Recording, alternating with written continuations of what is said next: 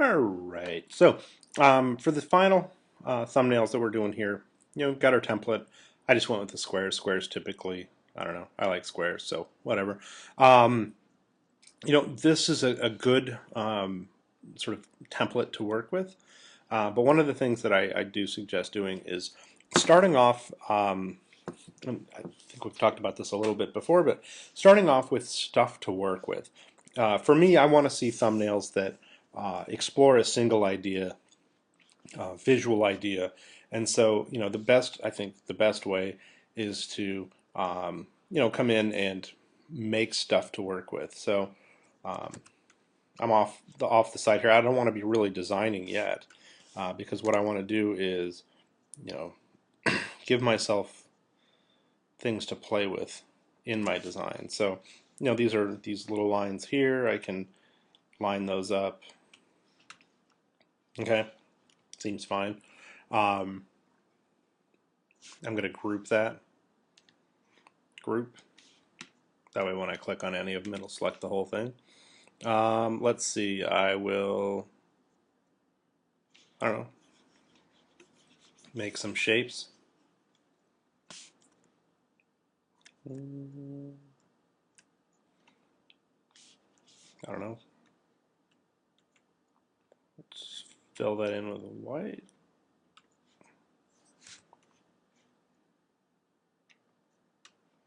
Okay.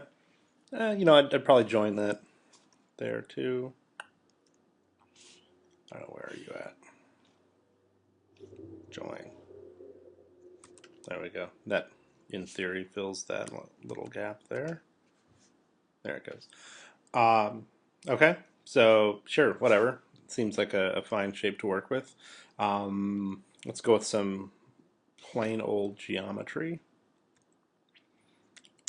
Make a square. I'll zoom out a little bit here. Now I'm going to go with a handmade shape.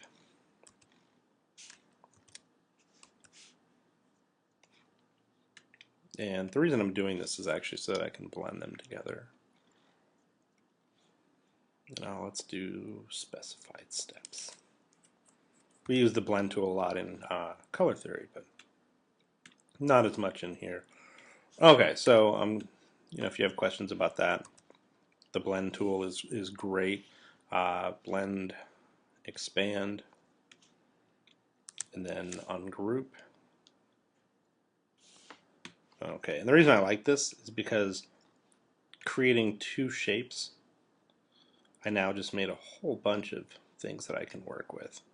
And then square I could probably get rid of. Okay, so now I've got these things going on here. Okay, just a circle, sure, why not? Okay, so now I've got all these shapes here. Now, place design here. I personally like building the design on there. Shrink it down a little bit. Actually, you know what I'm going to do before I do any of that? I'm just going to copy and paste it. I'm going to use a copy.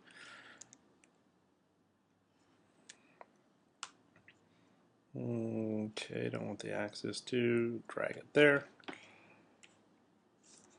Copy and paste.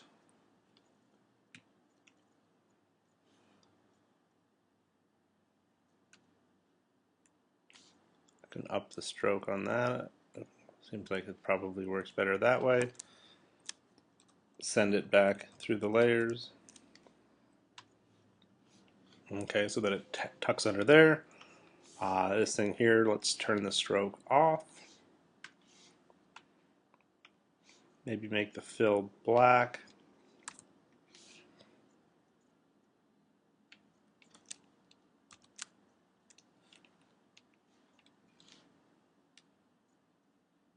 I like those down there.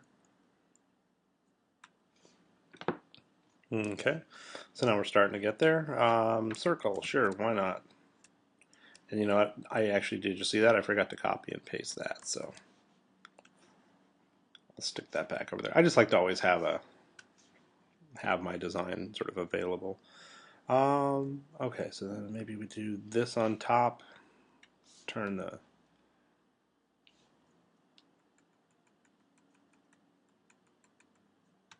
All right, so now we've got a design.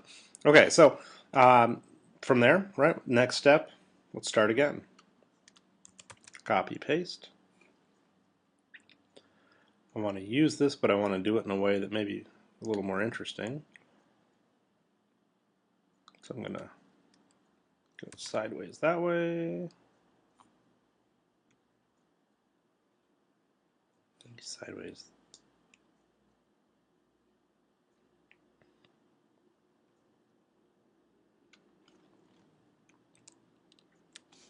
Make those a little thicker. Okay, seems fine. This one I'm going to copy paste, but instead I'm going to reverse that, give it a white stroke and a black fill.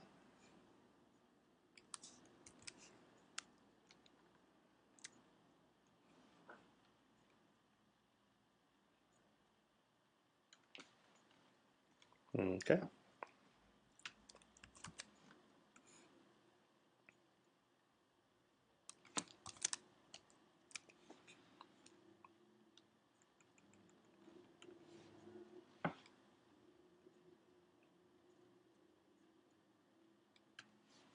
Okay, so, right, I mean, it's pretty simple designs here, but using the same shapes, repeating things, playing around with it, and this way, you can make all your edits very easily. You're going to have a cohesive body of work where the designs feel like they're related. You're exploring the same theme in each of the 4 designs, and then you just keep working with it, play around with them, and then from there we can, I think, develop some pretty good images. So anyway, this is how I like to do it. I refer to this as a Lego bucket method, where you sort of make your Legos, and then you come in and you build with those Legos in your designs. It's having the building blocks, I think, creates consistency. It also makes it easy, and honestly, I think it's more fun this way too. So anyway, yeah, let's get going on that.